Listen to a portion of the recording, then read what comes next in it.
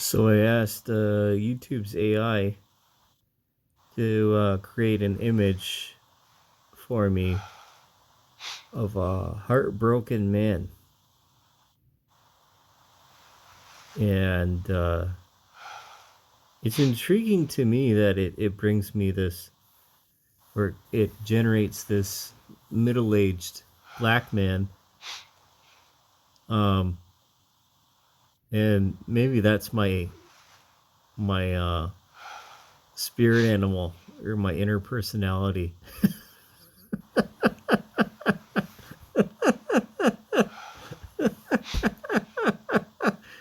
Yo, excuse me, I'm still sick. My apologies. The pneumonia is still at this point. We're like January 5th, 2026 is still showing its effects on me.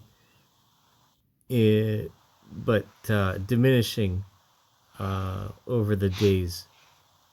Um, beyond these small details and my curious um, assessment of what AI generation thinks of heartbreak. If you ask me how long I've been heartbroken, oh Lord, I'd have to say at least a decade. I do not have a recipe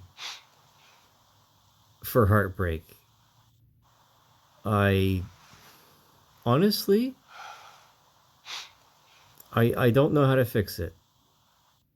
There's, absolutely and honestly moments of when I've been vulnerable and probably desperate for not only validation but reciprocation of affection and then intimacy and love from a woman.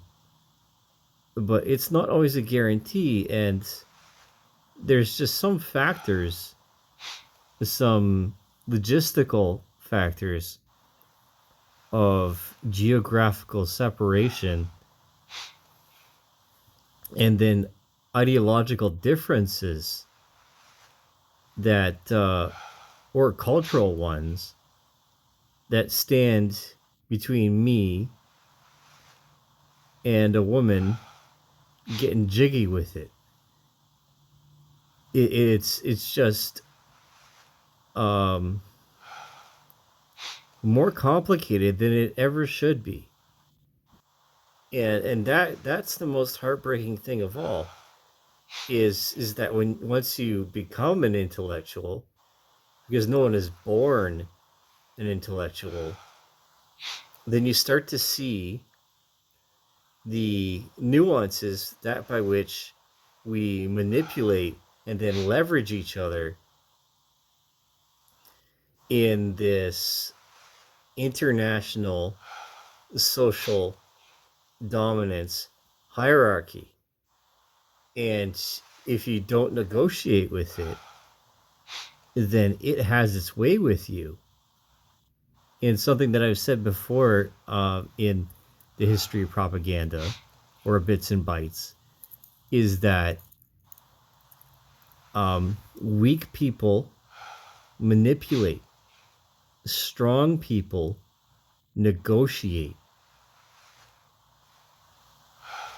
So, what that really means is that if you don't have the temperance to, or the self determination and then self confidence, which then means assertion of your needs to negotiate, then that leads you to being manipulated not just by one person, but also in corporations or social groups. that for which then exert themselves upon you, and then your larger cultural or identity association. So that's like sociology stuff.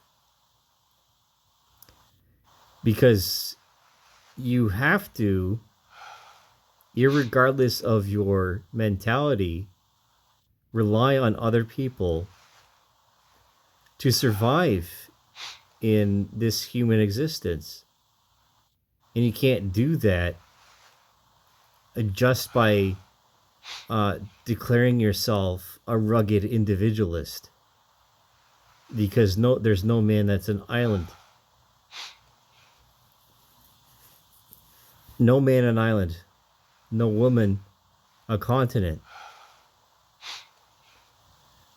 So what I mean by that phrase is that there's no woman out there that is worth the effort that it takes to build a civilization or to exert a conquest upon a continent just to have her love or to have her admiration.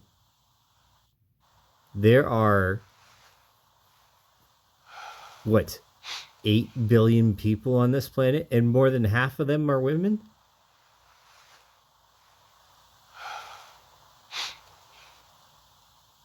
And that's the most heartbreaking thing, is that these sociological movements and these subcultures gave people the idea that they could leverage their fertility to gain a position higher than what they were in the dominance hierarchy, so as to upend the balance that for which has been established over thousands of years or millennia. And this is part of the human condition. So, I start from something small, and I'm just saying I'm talking about heartbreak here, or the fallout of loneliness, or the disappointment of your needs not being met. But life is full of disappointments, and life is full of heartbreak, and life is full of loss and mourning.